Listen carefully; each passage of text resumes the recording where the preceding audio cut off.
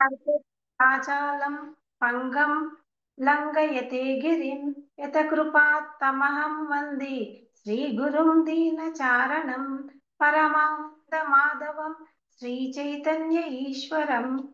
హరే కృష్ణ మాతాజీ ప్రభుజీస్. ఇవాళ మనము దేవాది దేవుడు శ్రీకృష్ణ భగవానుడు అనే పుస్తకం నుంచి 11వ అధ్యాయము చెప్పుకుందాము. ఈ అధ్యాయంలో ముఖ్య అంశాలు ఏంటి అంటే, అర్జున వృక్షాలు నేలకూలగానే గోకుల వాసు అందరూ ఏమి అనుకున్నారు, అక్కడ ఏమి చూశారు, బాలకృష్ణుడి బాల్యలీలలు, గోకుల వాసులు బృందావనము చేరుకొనుట, వత్సాసుర బకాసురుల వధ, గోకుల వాసులు కృష్ణ బలరాముల అద్భుత కార్యాలన్నీ ఎలా కీర్తించుకొని ఉండేవారు, ఈ విషయాలు మనం ఇవాళ మాట్లాడుకుందాము. వత్సాసుర బకాసురుల వధ. సో చాలా పెద్ద పిడుగుపడిన శబ్దం వినిపించింది గోకుల వాసులందరికీ. వినిపించగానే అటు చూస్తే వర్షము లేదు, గాలి లేదు, ఏమీ లేదు.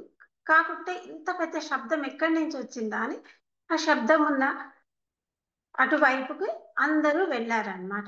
వెళ్ళి చూడగానే అక్కడ ఏమి పడి ఉన్నా అంటే అర్జున వృక్షాల జంట నేల కూలి ఉన్నాయి. అవి చూసి వీళ్ళు ఆశ్చర్యపోయారు. ఏమీ లేకుండా, గాలి లేకుండా, వర్షం లేకుండా ఇవి ఎలా కింద పడిపోయి ఉన్నాయి అని చుట్టుపక్కల చూస్తే పిల్లలందరూ ఉన్నారు, బలరాముడు ఉన్నాడు, శ్రీకృష్ణుడు మాత్రము కొయ్యరోలకి బందీ కట్టబడి ఉన్నాడు. వీళ్ళకి ఏమనిపించిందంటే ఇది చాలా అసాధారణమైన సంఘటన లాగా ఉంది. ఏమీ లేకుండానే ఇలా చెట్లు నేల కూలడము, ఇంకా చూస్తే పిల్లలందరూ అక్కడ క్షేమంగానే ఉన్నారు. కానీ ఈ చుట్టుపక్కల ఎక్కడన్నా రాక్షసుడు వచ్చి ఉంటాడు, ఈ కార్యం రాక్షసుడిదే అని భయభ్రాంతులు చెందుతూ ఉన్నారు.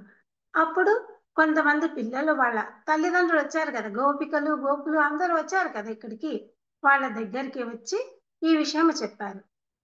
ఏమి అంటే, కృష్ణుడికి కొయ్యరోలు కట్టి ఉంది కదా, సో ఆయన వస్తూ ఉంటే ఆ కొయ్యరోలు 2 అర్జున వృక్షాలకి అడ్డుగా వచ్చింది, అది ముందుకు రాలేకపోయింది. అప్పుడు శ్రీకృష్ణుడు కొంచెం బలంగా గుంజగానే ఆ 2 వృక్షాలు నేలకూలాయి. ఆ 2 వృక్షాల నుంచి 2 తేజోవంతులైన పురుషులు వచ్చి శ్రీకృష్ణుడితో మాట్లాడి వెళ్ళిపోయారు అని అక్కడున్న పిల్లలు చెప్పారు. ఇది వినడానికి గోపులకు గాని అస్సలు నమ్మాలనిపించలేదు, నమ్మశక్యంగా కూడా లేదు. ఏంటి ఇలా మాట్లాడుతున్నారు పిల్లలు అనేసి. కానీ అక్కడున్న కొంతమంది గోపులు మాత్రం నందుడి దగ్గరికి వచ్చి, నంద, ఇంతకు ముందు కూడా మీ పిల్లవాడు అందరి పిల్లల లాంటి వాడు కాదు, మీ పిల్లవాడు ఇంతకు ముందు కూడా ఇలాంటి కార్యాలు ఎన్నో జయప్రదంగా చేశాడు, ఇది కూడా ఇవాళ ఇక్కడ జరిగే ఉండొచ్చు అని కొందరానికి అనేసరికి నందుడికి ఒక పక్కన సంతోషం, ఇట్లాంటి కార్యాలు చిన్న పిల్లవాడు నా కొడుకు చేస్తున్నాడు అని. మరొక పక్క కొంచెం భయాందోళన, ఏమైనా చుట్టుపక్కల రాక్షసులు వచ్చారేమని పరుగున వెళ్ళి ఆ కొయ్యరవులకి కట్టి ఉన్న ఆ తాడు బందీని విడదీశారు. ఆ లోపలే గోపికలు కూడా దగ్గరికి వచ్చి బాలకృష్ణుడిని తీసుకొని అందరూ కలిసి ఇంటి వైపుకి వెళ్ళారు. అలా వెళుతూ ఉండి ఇండ్లు చేరుకోగానే వాళ్ళు ఏం చేశారు అంటే ఈ అద్భుతమైన కార్యాలను కీర్తిస్తూ ఉన్నారనమాట. చప్పట్లు కొట్టుకుంటూ కృష్ణుడు చేసిన అద్భుత కార్యాలు ఇంటి ముందుకెళ్ళి యశోదమ్మ, రుక్మిణి, ఇంకా చాలా మంది ఉన్నారు కదా ఇంటి దగ్గర, వాళ్ళందరికీ తెలియజేయడం ఇట్లా కీర్తిస్తూ ఉన్నారు. అప్పుడు చిన్ని కృష్ణుడు కూడా సామాన్య బాలునిలాగా వారి చప్పట్లకు అనువుగా నృత్యం చేశాడు. వాళ్ళు ఎలా చప్పట్లు కొట్టి పాడుతున్నారో అలాగే శ్రీకృష్ణుడు నృత్యం చేస్తూ ఉన్నాడు. ఈ విధంగా దేవాది దేవుడైన శ్రీకృష్ణుడు గోపికలకు పూర్తిగా వసుడయ్యాడు. ఎందుకు వసుడయ్యాడు గోపికలకి శ్రీకృష్ణుడు? ఎప్పుడు చూడు వాళ్ళకి భక్తి భావనే, ఎప్పుడు చూడు శ్రీకృష్ణుడు కీర్తించడమే. సో అందుకే కృష్ణుడే ఆయనకి వశమైపోయాడు అని ఇక్కడ అన్నమాట. భక్తులకు ఎప్పుడు దేవుడు చాలా దగ్గరగా ఉంటాడు అని చెప్పడమే ఇక్కడ ఈ సందర్భము. ఇలా ఉండగా పిల్లలు కొంచెం పెద్దగా అవుతూ ఉన్నారు. కొంచెం పెద్దగా నడక బాగా వచ్చిన తర్వాత మన చుట్టే తిరుగుతారు కదా, ఇంకా స్కూల్కి వెళ్ళే ఏజ్ రాదు వాళ్ళకి. అప్పుడు అప్పుడప్పుడు యశోదమ్మ ఏం చేసేది, చిన్న చిన్న పనులు చెప్పేదన్నమాట. అది తీసుకురా నాయనా, ఇది ఇక్కడ పెట్టు నాయనా. అలాగే ఒకరోజు ఒక చెక్కపీటను తీసుకురమ్మని చెప్పింది. చెక్కపీట అంటే కొంచెం పిల్లలకి బరువుగానే ఉంటుంది. శ్రీకృష్ణుడు దాన్ని మోయలేనట్టుగాను, చాలా గుంజినట్టుగాను, చిన్నపిల్లలు ఎలా చేస్తారు, కొంచెం సేపు గుంజి కొంచెం సేపు మోసి మళ్ళీ చేతుల్లో పెడితే మళ్ళీ గుంజడము, చిన్న చిన్న అడుగులు వేసుకుంటూ అలాగా తెచ్చి తల్లికి ఇస్తాడు. ఇవన్నీ యశోదమ్మ చూస్తూనే ఉంటుంది. ఎంతసేపు శ్రీకృష్ణుని గమనిస్తూనే ఉంటుంది అనమాట. ఆమెకు ఎంతో తన్మయత్వంలో ఉంటుంది. శ్రీకృష్ణుని చూసి, ఆ అడుగులు చూసి, ఆ పనులని చూసి చాలా సంతోషం, ఆనందంగా ఉంటుంది. అలానే నందుడు, శ్రీకృష్ణుడి తండ్రి కూడా, నాయన నేను బయటకు వెళ్ళాలి, కొంచెం నా పాదరక్షలు తీసుకొని రా నాయన అని చెప్తే వెళ్ళి పాదరక్షలు తీసుకొని, అవి ఎలా తీసుకొస్తాడు, తల మీద పెట్టుకొని రెండు చేతులతో పట్టుకొని బుడి బుడి అడుగులు వేసుకుంటూ వాళ్ళ నాన్నకి తెచ్చి ఇస్తారు. అది కూడా ఒక చాలా ఆనందం అన్నమాట తండ్రికి. అదే బా పిల్లవాడేంటి పాదరక్షలు తల మీద పెట్టుకోవడము, ఆ అడుగులు వేయడము, గట్టిగా పాదరక్షలు పట్టుకోవడము, అవన్నీ చూసి చాలా ఆనందం ఇస్తాడనమాట. సో ఈ విధంగా ప్రతిరోజు ప్రతి క్షణము ఆ దేవాది దేవుడు తన తల్లిదండ్రులకు ఆనంద నిధియే అయ్యాడు. ఇక్కడ చూడండి, ప్రతిరోజు ప్రతి క్షణము వీళ్ళ యశోదమ్మ, నందుడు అలాగే ఉన్నారు, కృష్ణుడు కూడా అంత ఆనందాన్ని ఇస్తున్నాడు. ప్రతి క్షణం ఆనంద నిధి, ఇక్కడ వర్డ్ ఎట్లా యూజ్ చేశారు చూడండి, నిధి అని. నిధి అంటే ఏంటి, అదొక ట్రెజర్. అందరికి నిధి ట్రెజర్ అంటే బంగారము, మనులు, మాణిక్యాలు ఇట్లాంటివే అనుకుంటారు. కానీ ఇక్కడ యశోదాకి నందులకి ఏమి నిధి ఉంది అంటే ఆనంద నిధి. దాన్ని మించింది ఇంకొకటి లేదు అని ఇక్కడ మనకి తెలియపరుస్తున్నారన్నమాట వీళ్ళు. ఇలా ప్రతిరోజు ఏదో ఒకటి ఆనందం చేసుకుంటూ ఇలా పైకి వస్తూ ఉన్నారు. పిల్లలు పెద్దగా అవుతూ వస్తూ ఉన్నారు.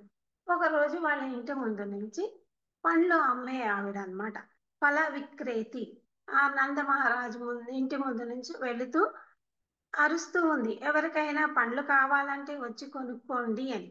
అది విన్న శ్రీకృష్ణుడు గబాలు వెళ్ళి ఆ పళ్ళ ఆవిడ్ని పిలిచాడు. పిలిచి గబగబా లోపలికి వెళ్తున్నాడు. ఎందుకు వెళ్తున్నాడు అంటే శ్రీకృష్ణుడికి గుర్తొచ్చింది, మనం పండ్లు కొనుక్కోవాలంటే ఏదన్నా ఒక ధాన్యం, ఏదో ఒక సరుకు ఇవ్వాలి. ఇస్తే మళ్ళీ వాళ్ళు తిప్పి మనకి ఏదో ఒక మనకు కావాల్సిన సరుకు ఇస్తారు. అది చూశాడు, వాళ్ళ అమ్మ నాన్న చెయ్యడము, ఎదురుంగ వాళ్ళు అందరిని చూసి తను దబదబా ధాన్యం ఉన్న చోటికి వెళ్ళి రెండు చేతుల్లో పిడికెల నిండా ధాన్యము పట్టుకొని పళ్ళు కొనడానికి బయటకి రాబోతున్నాడు అనమాట. ఈ పళ్ళ ఆవిడ, అమ్మే ఆవిడ కూడా శ్రీకృష్ణే చూస్తూ ఉంది అనమాట. ఇంత చిన్న పిల్లవాడు పిలిచాడు, కొంటాడా లేదా అని ఇట్లా చూస్తూ ఉంది. కృష్ణుడు నిజంగానే ధాన్యం దగ్గరికి వెళ్ళి పిడికిళ్ళలో ధాన్యం తెస్తున్నాడు కదా, పిడికిల్లో ధాన్యము పట్టుకోవాలి అంటే అన్ని వేళ్ళు దగ్గరికి పెట్టాలి, మనకి తెలుసు. బట్ బాలకృష్ణుడికి అది తెలియదు కదా. మామూలుగా ధాన్యం చేతిలో తీసుకొని బుడి బుడి అడుగులు వేసుకుంటూ పల్లావిడ దగ్గరికి వస్తున్నాడు. ఇంకా పల్లావిడైతే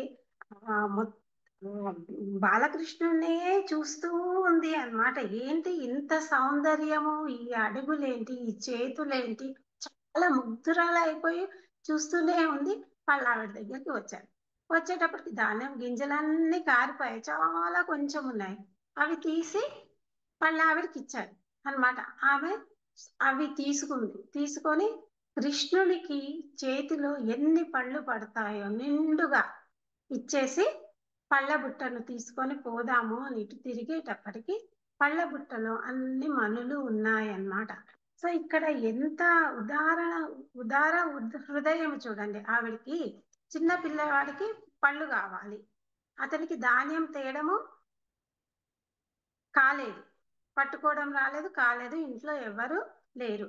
పిల్లవాడికి పళ్ళు కావాలి, నా దగ్గర పళ్ళు ఉన్నాయి, నేను పళ్ళు ఇస్తాను, ఇది ఆ పళ్ళ అమ్ముకునే ఆవిడ ఆలోచన. అందుకే శ్రీకృష్ణుడు ఏం చేశాడు, మనులతో నిండి మొత్తం నింపేశాడు అనమాట ఆ పళ్ళ ఆవిడికి. ఆమెకున్నది కొంచెమే, పళ్ళు ఎక్కువ ఇస్తే మళ్ళీ నాకు ధాన్యం కొంచెం ఉంది కదా, అదంతా ఆలోచించుకోలేదు.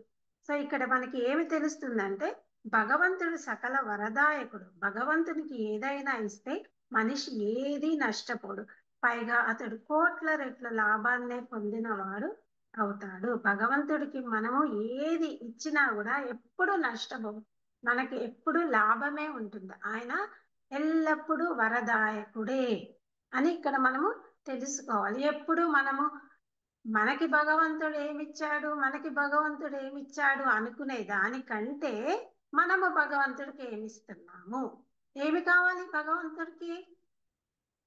మంచి భావనలో, భక్తి భావనలో ఉండడమే కదా. సో అది ఆలోచించి మనము మెసులుకోవాలి. ఇలా ఉండగా కొన్ని రోజులకు బలరామకృష్ణులు ఇంకా అతని మిత్రులు అందరూ కలిసి యమునా తటంలో ఆడుకోవడానికి వెళ్ళారు. ప్రొద్దుననంగా వెళ్ళారు, మధ్యాహ్నం అవుతుంది, ఇంకా రాలేదన్నమాట.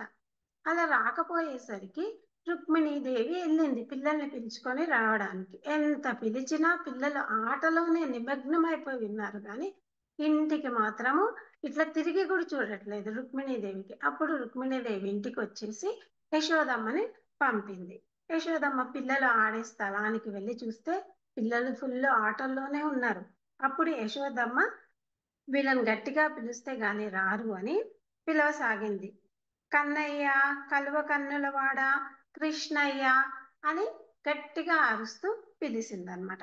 అమిత వాత్సల్యము కలిగిన యశోద తన బాలుని పేరును నోరెత్తి పిలవగానే ఆమె స్తనాల నుంచి క్షీరముతో తడిచిపోయింది. క్షీరము అంటే ఇక్కడ పాలు. అంటే చూడు, అమిత వాత్సల్యము కలిగిన యశోద కన్నయ్య పేరు పిలవగానే ఆమె స్తనాలు పాలతో తడిచిపోయాయి అన్నమాట. సో ఇట్లాంటి తల్లిని ఇప్పటికీ కూడా యశోదమ్మ తల్లినే కంపేర్ చేస్తారు. ఏ తల్లిని యశోదాను మించిన ఏ తల్లి లేదని ఇప్పటికీ కూడా అందరూ చెబుతూ ఉంటారు. అయినా కృష్ణుడు తలెత్తి చూడలేదు, రావట్లేదు. అప్పుడు సరే కనీసం బలరాముడినన్న పిలుస్తాము, పెద్దవాడు మాట విని తమ్ముడిని తీసుకొని వస్తాడు అని బలరామ కులనందన అని గట్టిగా పిలిచి, రా నాయన తమ్ముడిని తీసుకొని ఇంటికి, మీ నాన్నగారు భోజనం సమయమైంది ఎదురు చూస్తూ ఉన్నారు, మీరందరూ వస్తే గాని మీ నాన్నగారు కూడా భోజనము చెయ్యము అని అంటున్నారు అని చెప్పగానే బలరాముడు కృష్ణుడు చేయి పట్టుకొని యశోదమ్మ దగ్గరికి రాబోయాడు. అంతలోకి అక్కడ ఇంకొంతమంది పిల్లలు ఉంటారు కదా, ఆడుతూ ఉంటారు కదా, వాళ్ళు ఏమన్నారు అంటే, అదేంటి మీరు మన ఆట ఆఖరిలో ఉన్నాము అలా వెళ్ళిపోతున్నారు, ఇంకొకసారి ఇలా చేస్తే ఇంకొకసారి మిమ్మల్ని మన జట్టులో ఉంచము అని చెప్పగానే శ్రీకృష్ణుడు మళ్ళీ వెనుకకు తిరిగాడు ఆడుకోవాలి అని. అప్పుడు యశోదమ్మ అందరి పిల్లల్ని చిన్నగా మందలించింది. ఏమి నాయన, మీరు పొద్దున్ననంగా వచ్చారు, దుమ్ము ధూళితో కప్పబడి పోయి ఉన్నారు, ఇది మధ్యాహ్నం అయింది, మీ అందరికీ భోజనము సమయం అయింది, వచ్చి భోంచేయండి, ఇళ్ళకెళ్ళి భోంచేయండి అని చెప్పి వాళ్ళని నెమ్మదిగా పంపించి శ్రీకృష్ణ బలరాముల్ని ఇంటికి తీసుకెళ్తూ చెప్పింది, నాయన ఈ రోజు కృష్ణుని జన్మ నక్షత్రం కూడిన రోజు, మనము స్నానాలు చేసి బ్రాహ్మణులు పిలిచి దానం ఇవ్వాలి అని చెప్పుకుంటూ ఇంటికి తీసుకెళ్లి శుచిగా స్నానం చేయించి పట్టు వస్త్రాలు కట్టించి అప్పుడు బ్రాహ్మణులు పిలిచి ఆశీర్వచనం ఇప్పించి తరువాత గోదానము అవన్నీ వాళ్ళకి ఇచ్చి ఆమె కృష్ణుని జన్మ నక్షత్రము పండుగను ఇంట్లో చిన్నగా నిర్వహించుకుంది. సంతోషం, ఏది ఉన్నా దానము చెయ్యాలి అన్న ఒక ఆలోచనతో చిన్నగా బ్రాహ్మణులకి దానం ఇచ్చి పంపించింది. అంటే పిల్లలకి ఎప్పుడు మంచి జరుగుతుంది. మనం చేసిన దానము మనకి ఎంత వస్తుందో రాదు, మన పిల్లలు సంతోషంగా ఉంటే ఏంటి, అది మన సంతోషమే కదా. సో అలా దానం ఇచ్చి చిన్నగా ఆ రోజు అలా చేసుకుంది అన్నమాట.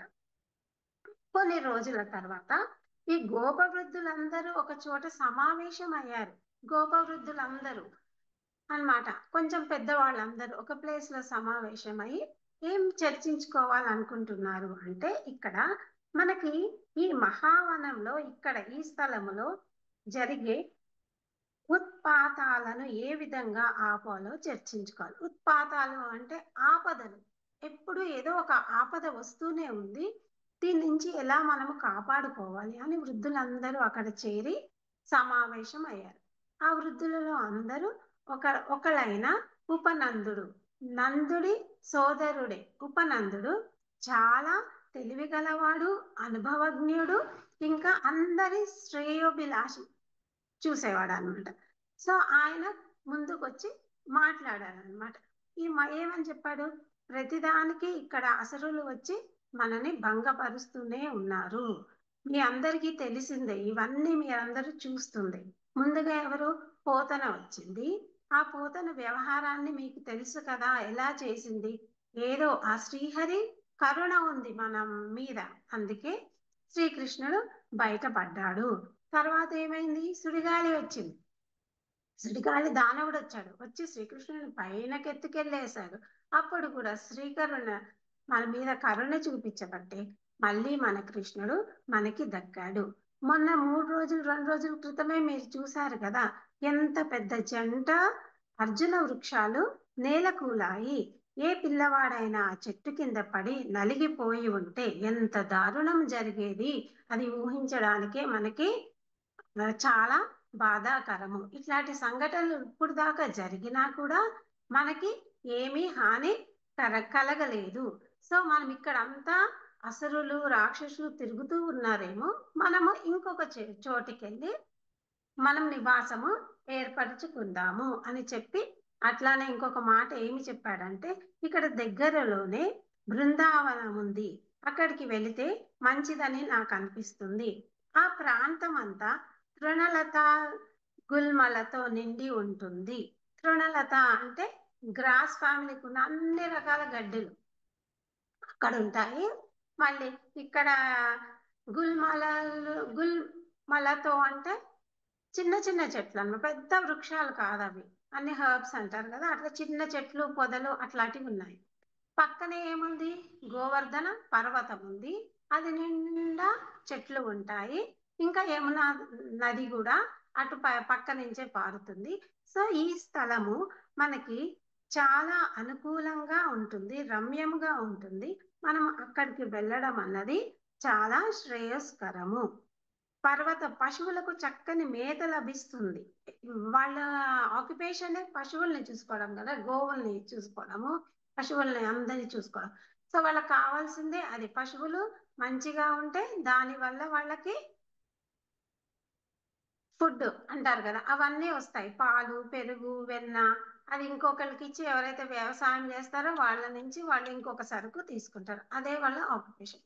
సో అక్కడ మనకి పచ్చిక పైర్లు చాలా ఉన్నాయి కాబట్టి పశువులకు మంచి మేత స్థానము. మళ్ళీ అక్కడ యమునా ఉంది, మనకి ఇంకేమి ప్రాబ్లం ఉండదు, అటువైపుకి వెళ్ళిపోదాము, మీరందరూ ఆలోచించి చెప్పండి అని చెప్పాడు. అప్పుడు గోపులందరూ దానికి సమ్మతించి వెంటనే అక్కడి నుంచి వెళదాము అని చెప్పారు.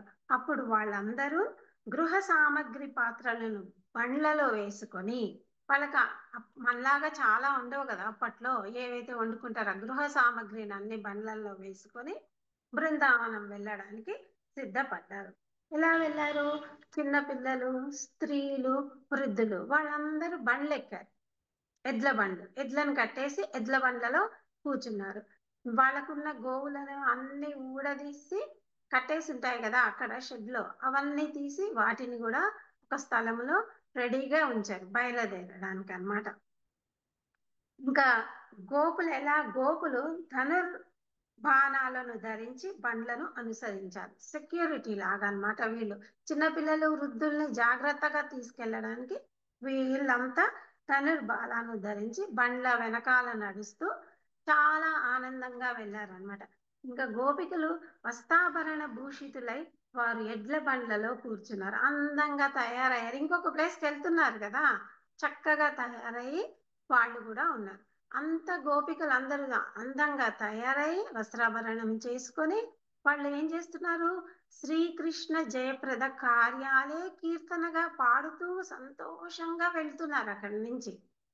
ఇంకా శ్రీకృష్ణుడు, రుక్మిణీదేవి, బలరామకృష్ణులు వీళ్ళందరూ ఒక బండిలో కూర్చున్నారనమాట. అలా బృందావనం చేరే ముందు అసోయగాలు అవన్నీ చూసి చాలా సంతోషించి వాళ్ళు బృందావనము చేరుకున్నారు.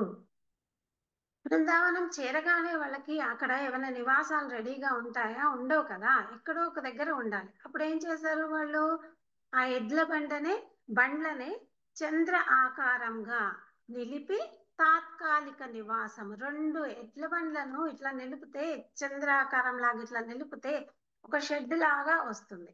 దానికి ఏదో కప్పి దాంట్లో చిన్న పిల్లలని గోపికలని అందరినీ అక్కడ ఉండమని, ఈ గోపులందరూ ఇక్కడ ఏ ప్లేస్ లో మనం నివాసం కట్టుకుంటే బాగుంటుంది మేము చూసి వస్తాము, మీరు ఇక్కడ ఉండండి అని అక్కడ పెట్టి అటువైపు ఇటువైపు చూడడానికి వెళ్ళారు.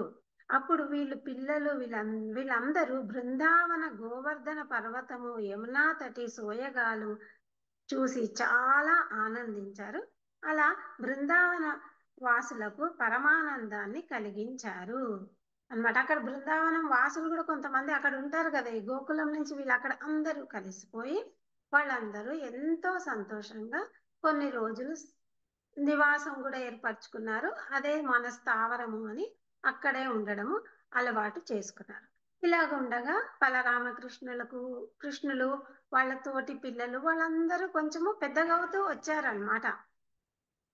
వస్తూ ఉంటే వాళ్ళకేంటి, మనమేమో కొంచెం ఏజ్ రాగానే స్కూల్లో వేస్తాం కదా, అట్లాగే వాళ్ళు గోవత్స పాలనను చేయగలిగినంత వయసు రాగానే వీళ్ళకి ఇది నేర్పించాలి అని. గోవత్స పాలన అంటే గోరక్షణ చేయడానికి ఒక శిక్షణ ఇస్తారు వాళ్ళు.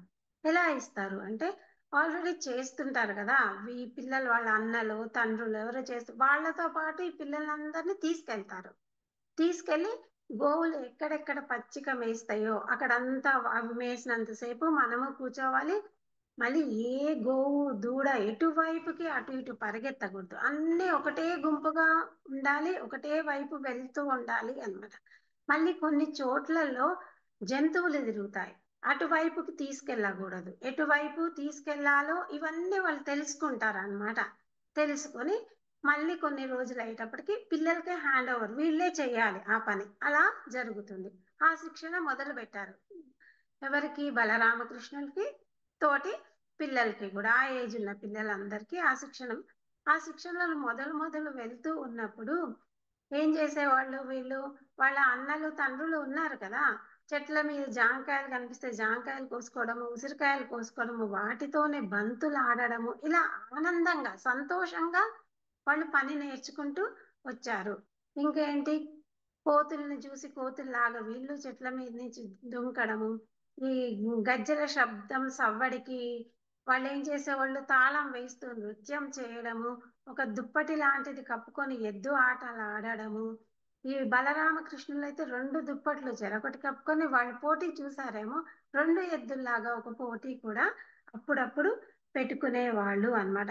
ఇలా చేస్తూ వాళ్ళకి రక్షణ వచ్చేసింది. రక్షణ ఎలా చెయ్యాలి అన్నది తెలిసిపోయింది అన్నమాట. అలా తెలుసు. అప్పుడు ఏం చేస్తారు, ఆ పెద్దవాళ్ళు వీళ్ళకి ఆ గోవుల్ని అప్పచెప్పి వాళ్ళు వేరే పనులలో నిమగ్నమైపోతారు. అలా పిల్లలు మనం ఎట్లా ఫస్ట్ క్లాస్ నుంచి 5th 10th ఎలా చదువుకుంటామో వాళ్ళు కూడా స్లోగా కొన్ని రోజులు అయిన తర్వాత వాళ్ళంతటా వాళ్ళే గోవుల్ని పొద్దున్నే తీసుకెళ్ళాలి, మేత మేయించాలి, జాగ్రత్తగా వాటిని మళ్ళీ ఇంటికి తీసుకొని వచ్చేయాలి. ఈ శిక్షణ వీళ్ళకి వచ్చేసింది. ఇలా ఉండగా ఒకరోజు యమునా తటంలో ఆడుకుంటున్నప్పుడు వత్సాసురన దానవుడు, రాక్షసుడు అన్నమాట, వచ్చి వీళ్ళ గోవులలో గోవు రూపము ధరించి కలిసిపోయాడు. ఎలా కలిసిపోయాడు, గోవు రూపంలో. అది ఎవరు కనిపెట్టాడు, కృష్ణుడు కనిపెట్టాడు. దేవాది దేవుడు కదా, అది కనిపెట్టి చూస్తూనే ఉన్నాడు అన్నమాట. మెల్లిగా గోవు రూపంలో వచ్చి వీళ్ళ దూడలలో కలిసిపోయాడు. శ్రీకృష్ణుడు మెల్లగా వాళ్ళ అన్న దగ్గర బలరాముడి దగ్గరికి వెళ్ళి, అన్న ఇలా మా ఈ గోవులలో ఈ గోవు మనది కాదు, ఇది వత్సాసుర రాక్షసుడు, ఇది గో రూపంలో వచ్చి మన గోవులలో కలిసిపోయింది అని చెప్పగానే బలరామకృష్ణుడు ఇద్దరు దాని దగ్గరికి వెళ్ళి, రాక్షసుడు ఏ రూపంలో ఉన్నారు, గోవు రూపంలో, వెనక 2 కాళ్ళు తోక పట్టుకొని శ్రీకృష్ణుడు పైకి లేపి గిర్రున తిప్పి కింద పడేశాడు. అది ఏమైంది, విగత జీవుడై చెట్టు మీద నుండి కిందకు పడ్డాడు. విగత జీవుడు అంటే ఇంకా ప్రాణం లేదు ఆయనకు అన్నమాట, ఎప్పుడో ఉన్నాడు అంత, ఇప్పుడు మాత్రం లేడు. అదే మీనింగ్ ఆఫ్ ద విగత జీవుడై.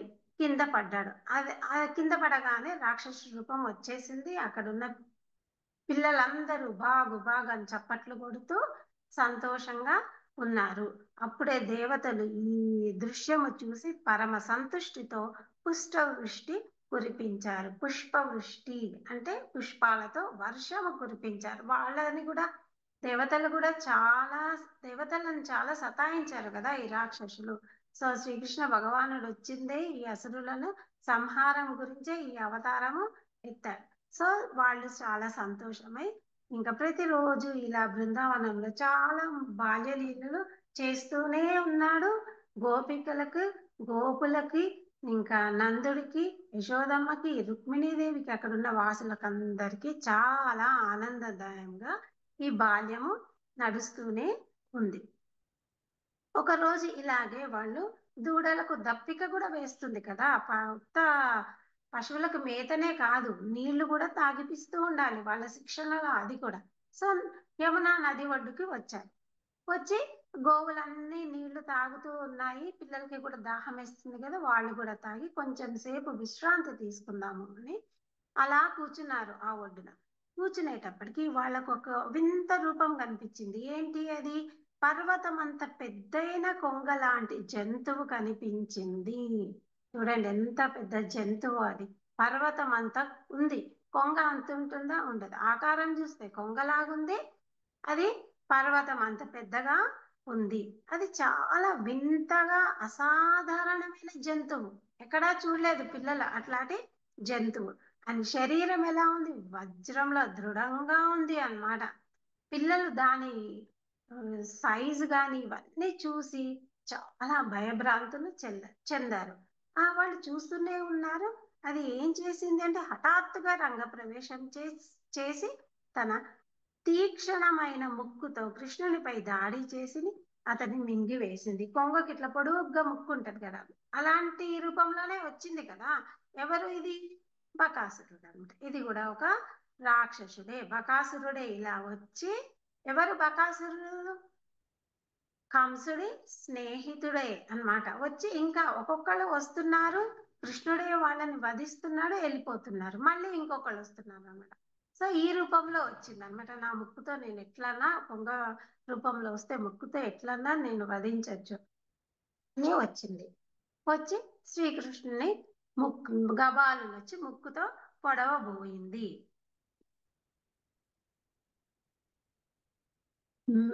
ముక్కుతో కృష్ణునిపై దాడి చేసి అతని మింగేసింది అనమాట. ఆ మింగడంలో ఏమైంది అంటే అది గొంతు దాకా వెళ్ళింది.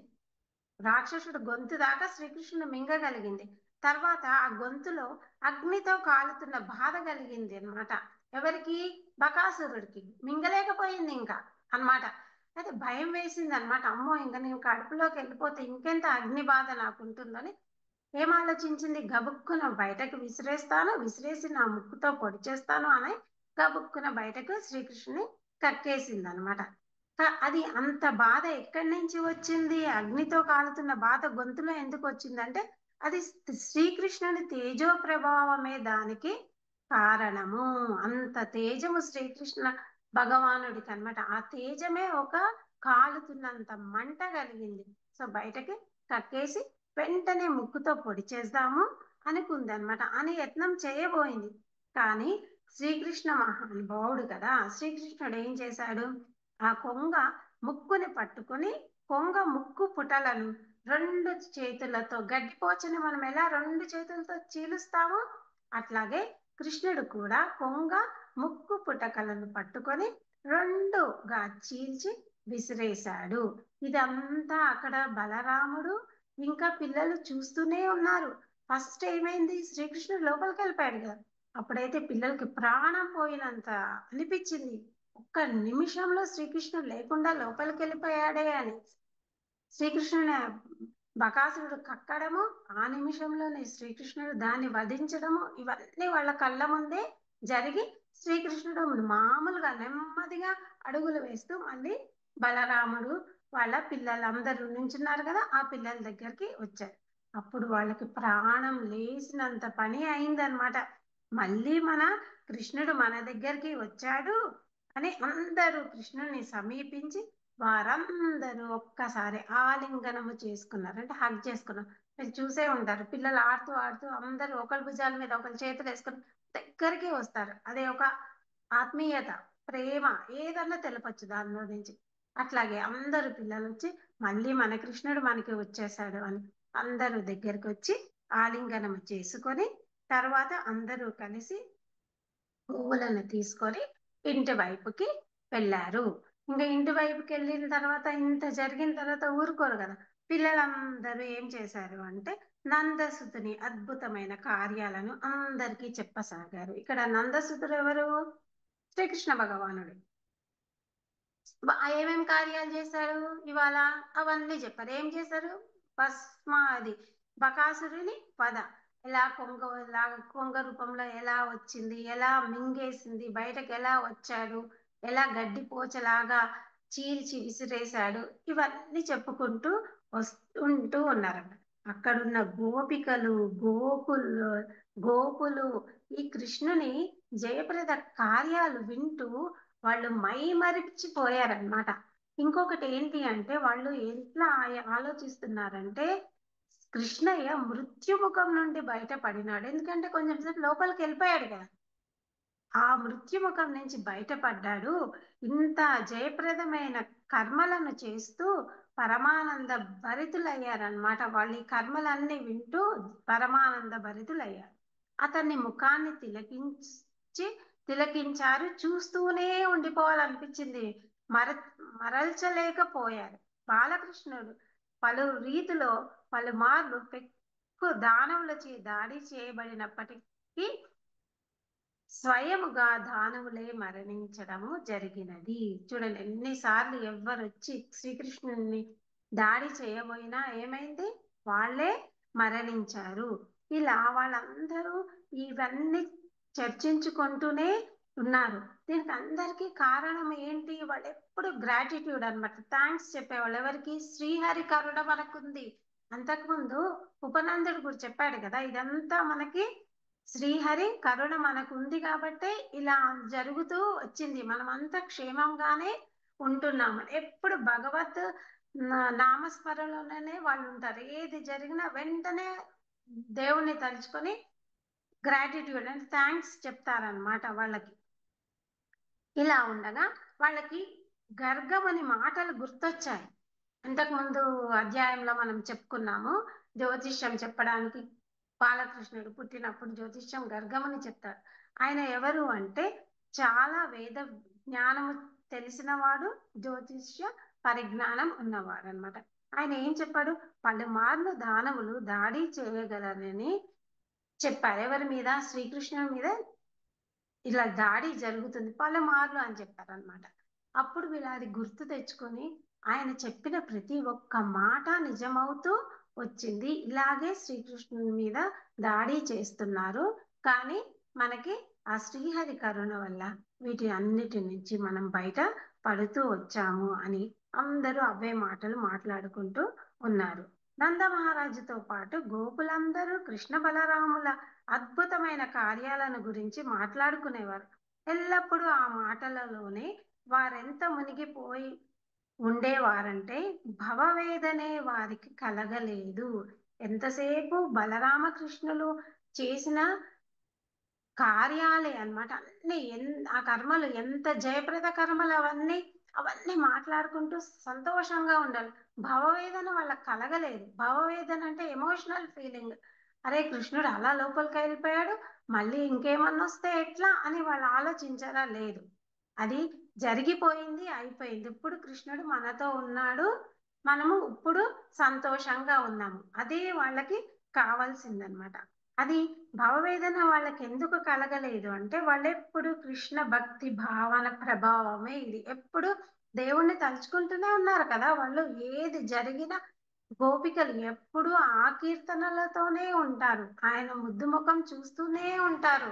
ముఖం అటు తిప్పాలి అన్న ఆలోచన కూడా వాళ్ళకి రాదు. ఇదంతా ఎందుకు అంటే వాళ్ళు ఎప్పుడు భక్తి భావనలో ఉండబట్టే వాళ్ళకి భవవేదన అన్నది కలగలేదు. ఇవన్నీ జరిగి ఎన్ని రోజులైంది? 5,000 సంవత్సరాలు అయింది.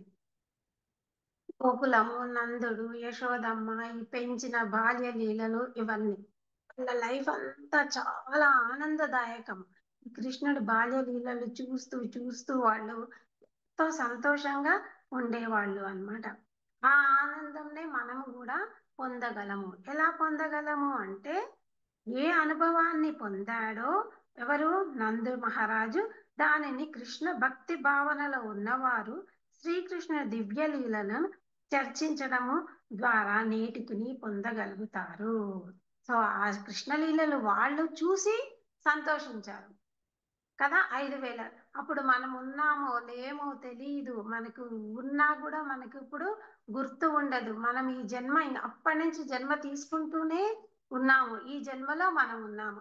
అంత ఆనందం మనకు కావాలి అంటే ఇప్పుడు మనము ఎల్లప్పుడూ శ్రీకృష్ణుడి దివ్య లీలల గురించి మాట్లాడుతూ చర్చించుకుంటూ లేదా పుస్తకము తీసి చదువుకుంటూ ఏదో విధంగా దైవ భక్తిలో ఉన్నప్పుడు మనము కృష్ణ భక్తి అనొచ్చు, దైవ భక్తి అనొచ్చు.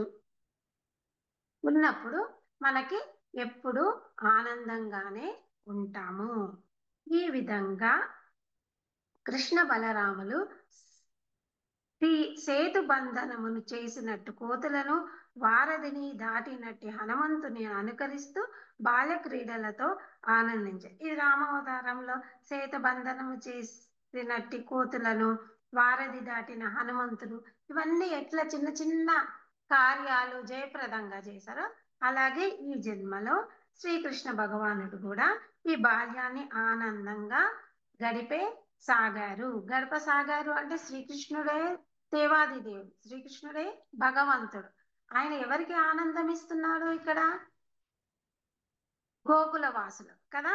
వాళ్ళంతా ఈ జన్మ తీసుకున్నారు, వాళ్ళంతా పుణ్యాత్ములు, దేవలోకం నుంచి వచ్చి జన్మ తీసుకొని ఆనందంగా దేవుడి చుట్టే తిరుగుతూ ఆనందంగా గడిపారు. ఇదే ఆనందం మనకు కావాలంటే మనం కూడా దైవ భక్తిలో ఉంటే మనకి కూడా ఈ ఆనందం కలుగుతుంది. వత్సాసుర బకాసురుల వధ అను దశమ స్కందములోని 11వ అధ్యాయమునకు భక్తి వేదాంత భాష్యము సమాప్తము.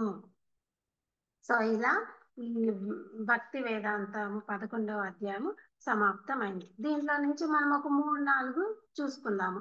అంటే అన్ని పాటిస్తామో పాటించము, మనము కనీసం మాట్లాడుకుంటుంటే కనీసం కొంచెమైనా ఈ ధ్యాసలో మనము ఉంటాము. ఈ ఫస్ట్ థింగ్ ఏంటి? మంచి భావన కలగాలి మనిషికి. మంచి భావన కలిగినప్పుడే భక్తి భావం వస్తుంది అన్నమాట. సో ఎక్కడ మంచి భావన ఉంటుందో అక్కడ భక్తి భావం కూడా ఉంటుంది. ఇంకా ఇక్కడ నిధి, మనము నిధి అంటే మనకెప్పుడు ఏది కొందామా, ఏమి ఉంచుకుందామా, ఎంత ఇదే. ఇక్కడ అది కాదు. యశోద నందులకు ఆనంద నిధి ఇచ్చాడు శ్రీకృష్ణుడు. మనము కూడా ఈ ఆనంద నిధిని పొందగలము. ఎప్పుడు పొందగలము? ప్రతి క్షణము ప్రతిరోజు పొందాలి అంటే మనము ఎప్పుడు కృష్ణ భక్తిలోనే ఉండాలి. అప్పుడు మనకి ఆనందము చాలా ఉంటుంది. ఇంకా మనము ఈ దుఃఖాలయంకే వచ్చాము. మాతాజీ చెప్పినట్టు భగవద్గీతలో దుఃఖాలయంలో కష్టాలు ఉంటాయి, సుఖాలు ఉంటాయి, అన్నీ ఉంటాయి. ఒక మనిషి జన్మ ఎత్తాము మనము, ఇది బద్ధ జీవులము. సో అన్నిటినీ మనము చూసి చూడనట్టు వెళ్తూ ఉండాలి అన్నమాట. అలా చెయ్యాలి అంటే మనము ఏం చేయాలి? ఇప్పుడు వర్షాకాలం వచ్చిందని మీరు ఇంట్లో కూర్చోట్లేదు, అదే గొడుగు పట్టుకొని అవసరానికి వెళ్తూ ఉన్నారు. చలికాలం కూడా గడుపుతున్నారు, ఎండాకాలం కూడా అలాగే కష్టాలు వచ్చినప్పుడు ఈ కష్టము ఇప్పటికి మాత్రమే అని అనుకొని ఆ కష్టంని మనం కొంచెం అలవాటు చేసుకున్నాం అనుకో అది కష్టంలాగా అనిపించదు మనకి. ఇప్పుడు చూడండి, ఒక వయసు వచ్చిన తర్వాత కొంతమందికి కాళ్ళ నొప్పులు అది స్వతహాగా ఏజ్తో వస్తూనే ఉంటాయి. ఏవో టాబ్లెట్స్ వేసుకుంటాం కానీ అది తాత్కాలిక నివారణనే. సో కొన్ని రోజులు అయిన తర్వాత ఆ నొప్పితోనే బతుకుతాం. ఎందుకంటే మనం ఆ కాళ్ళ నొప్పి ఉంది కష్టము అనుకోము, మన రోజు చర్యలు చేస్తూనే ఉంటాము. సో అది ఫస్ట్ అనుకున్నాము కష్టం అని, ఇప్పుడు అది కష్టం లాగా లేదు. అట్లాగే సుఖాలు వచ్చినప్పుడు చాలా ఉప్పొంగిపోకూడదు. సుఖాలున్నా మనము సంతోషించాలి, కష్టాలున్నా వాటిని భరిస్తూ జీవనము గడుపుకొని ఆనందంగా బతకడమే నేర్చుకోవాలి. ఇంకా పండ్లు అమ్మే ఆవిడిని చూస్తే ఆవిడికి ఎంత ఉదార హృదయం ఉంది చూడండి. కొంచెమే ధాన్యం ఇచ్చాడు కదా, ఒక పండు పెట్టి పంపించేస్తాను అని అనుకోలేదు అస్సలు. చేతి నిండా పళ్ళు ఇచ్చి పంపించింది. ఆమెకు ఒక్కటే, బాలుడికి పళ్ళు కావాలి, నేను పళ్ళు ఇస్తాను, తర్వాత సంగతి తర్వాత, నాకు ఇంకొకరి దగ్గర ఎక్కువ ధాన్యం రావచ్చు అనుకుంటూనే ఆమె ఔదారు, ఆమెకి ఎన్ని రెట్ల బుట్ట నిండా మనులు వచ్చాయి కదా, అది దేవాది దేవుడు కల్పించే లీల. ఇంకా కృష్ణ భక్తి భావన ఎల్లప్పుడూ ఉంటే కృష్ణుని మీద సహజమైన ప్రేమ, ఆనందము అన్నీ మనకి ఉంటాయన్నమాట. చాలా ప్రేమ పుట్టుకొస్తుంది ఎప్పుడు ఆ భావనలో ఉన్నప్పుడు. అద్భుతమైన ఎన్నో కార్యాలు చేశాడు, అవన్నీ మనము చదువుకుంటూ మాట్లాడుకుంటూ ఉండాలన్నమాట. ఇది ఎగ్జాంపుల్ మన క్లాసేనండి. మనము ఒక గంట 11కు మొదలు పెడతాం, సగం వంట అవుతుంది, అందరు స్టవ్లు ఆర్పేసి ఎదురుగా కూర్చుంటామా కూర్చోమా.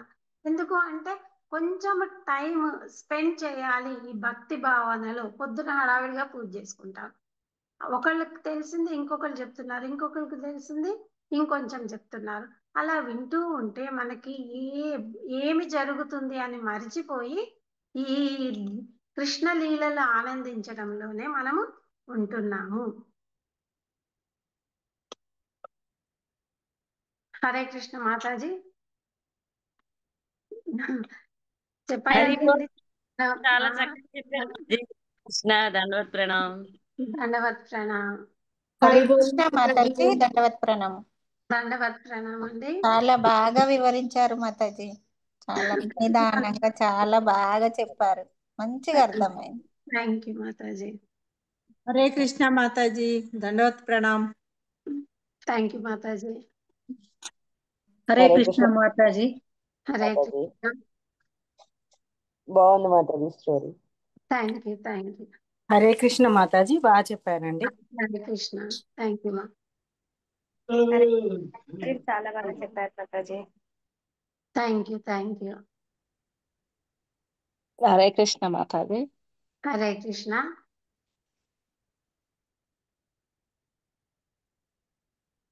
హరే కృష్ణ మాతాజీ. మీకు ఏమైనా ప్రశ్నలు ఉంటే అడగవచ్చు. The lesson was very interesting, చాలా బాగా చెప్పారు. టైం కూడా కంప్లీట్ గా ఆల్మోస్ట్ తీసుకున్నారు. చాలా క్లియర్ గా ఉంది lesson. Thank you.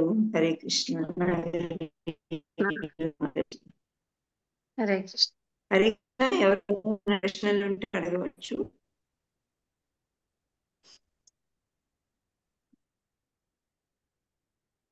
Hare Krishna Mataji. ఎవరికన్నా ఏమన్నా ఉన్నాయా మాతాజీ? ఎవరికైనా ఏమైనా డౌట్స్ ఉంటే హ్యాండ్ రేస్ చేయండి, మాతాజీ మీకు ఎక్స్ప్లెయిన్ చేయడానికి ట్రై చేస్తారు.